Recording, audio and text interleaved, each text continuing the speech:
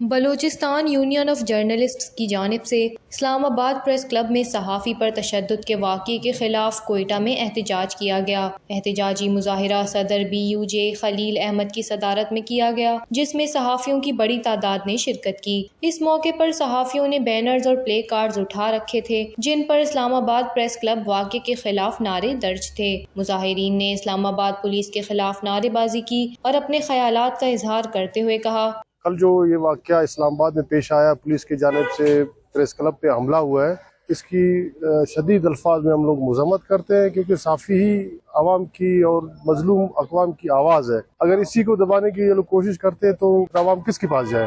تو لہٰذا حکومت کو چاہیے جن لوگوں نے کل پریس کلب پہ حملہ کیا ہے ان کو فی الفور معطل اور ان کے خلاف محکمانہ کارروائی کی جائے۔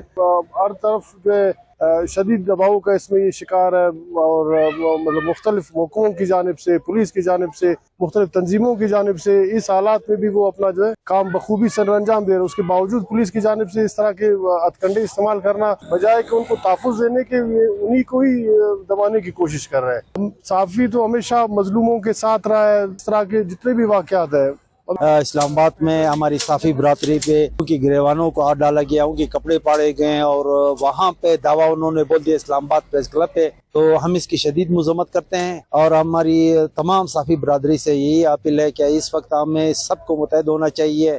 سب کو پتہ ہے کہ ہم نے ہمیشہ مظلوموں کے لیے آواز اٹھائی ہے، صحافی ہمیشہ مظلوموں کا ساتھ دیا ہے۔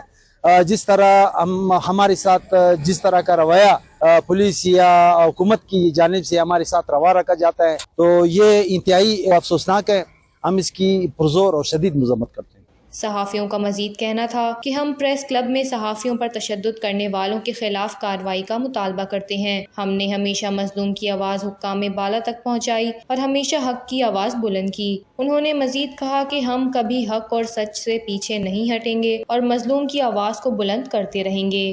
وش نیوز، کوئٹہ، بلوچستان۔